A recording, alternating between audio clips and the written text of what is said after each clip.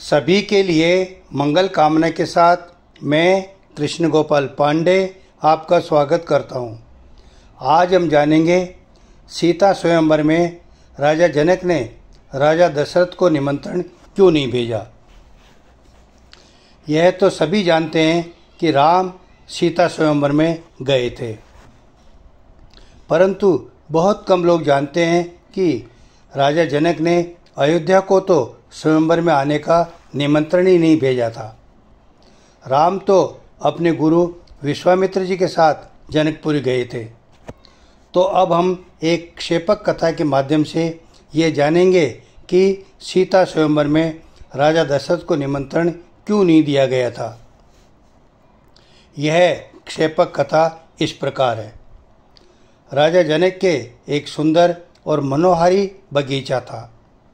पूरे वर्ष विभिन्न प्रकार के फल और फूल उस बगीचे में लगे रहते थे।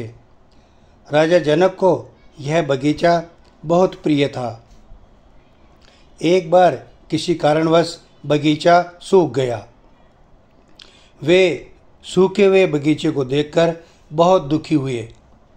उन्होंने विद्वानों से राय ली तो विद्वानों ने सर्वसम्मति से कहा कि यदि कोई धर्मात्मा व्यक्ति कच्ची मिट्टी के घड़े को सूत के धागे से बांधकर कुएं में से पानी निकाले और उस पानी को बगीचे के सूखे पेड़ों पर छिड़क दे तो यह बगीचा हरा भरा हो सकता है। राजा जनक ने विद्वानों की सलाह के अनुसार दूर दूर के राजा और धर्मात्मा व्यक्तियों को बुलाया, लेकिन कोई भी व्यक्ति कच्चे घड़े और कच्चे धागे से कुएं में से पानी नहीं निकाल सका। जब भी कोई पानी निकालने का प्रयास करता तब या तो कच्ची मिट्टी का घड़ा पानी में घुल जाता था या कच्चा धागा टूट जाता था। इस स्थिति से राजा जनक बहुत दुखी हुए। तब उन्होंने एक बार फिर से विद्वानों से मंत्रणा की तो ये बात सामने आई कि सभी धर्मात्मा लोग आ चुके हैं, परंतु अयोध्या के राजा दशरथ नहीं आए हैं। उनको बुलाया जाए। इसलिए राजा दशरथ को निमंत्रण भेजा गया।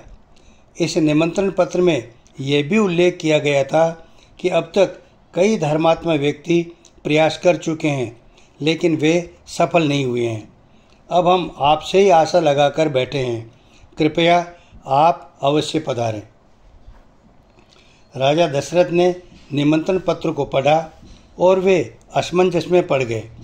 वे सोचने लगे कि इतने व्यक्तियों को सफलता नहीं मिली और मुझे भी सफलता नहीं मिली तो मेरी प्रतिष्ठा धूमिल हो जाएगी। इस चिंता के कारण उन्होंने 7 दिन तक भोजन नहीं किया। राजा दशरथ के महल का मेहतर जो सफाई का काम करता था, वह दशरथ के खाने के बाद जो झूठा खाना बचता था उसे खाता था। जब 7 दिन तक उसे खाना नहीं मिला तो उसने राजमहल में जाकर कारण पूछा तो दरबारियों ने राजा की चिंता बताई और भोजन नहीं करने का कारण भी बताया। तो मेहतर ने कहा कि इसमें तो चिंता करने की कोई बात ही नहीं है, मुझे तो आप महाराज से मिलवा दीजिए। महाराज दशरथ के सामने उपस्थित होकर उसने कहा कि आपके धर्मात्मा होने में कोई संदेह नहीं है, फिर भी आप वहाँ नहीं जाना चाहें तो मत जाइए। मैंने वर्षों से आपकी झूठन खाई है, इससे मुझ में भी आपके धर्म का कुछ अंश आ गया है। आप मुझे आज्ञा दीजिए, मैं जनकपुरी जाऊंगा और राजा जनक के बगीचे को हरा भरा कर दूंगा। मेहतर के आग्रह को मानकर राजा दशरथ ने आदेश दिया कि 2 रथ जोत दिए जाएं। आगे वाले रथ पर अयोध्या राज्य का झंडा लगा दिया गया और दूसरे रथ पर मेहतर सवार हो गया।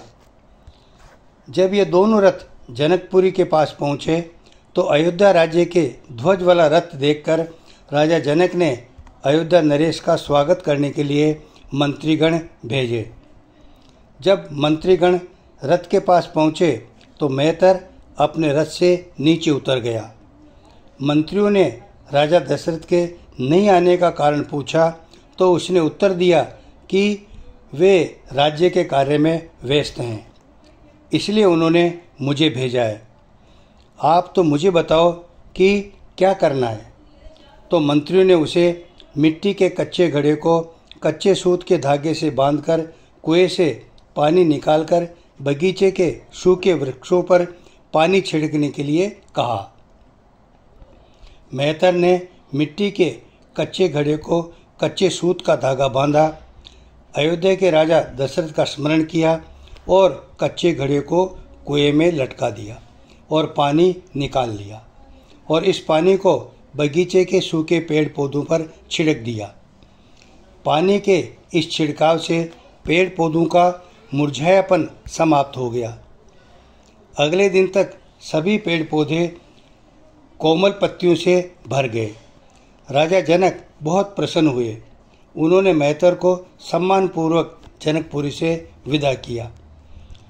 राजा जनक को यह घटना याद थी और इस आशंका से कि राजा दशरथ कहीं पिछली बार की तरह इस बार भी किसी को भी स्वयंवर में भेज दिया तो अनर्थ हो जाएगा, इसलिए अयोध्या को निमंत्रण नहीं भेजा।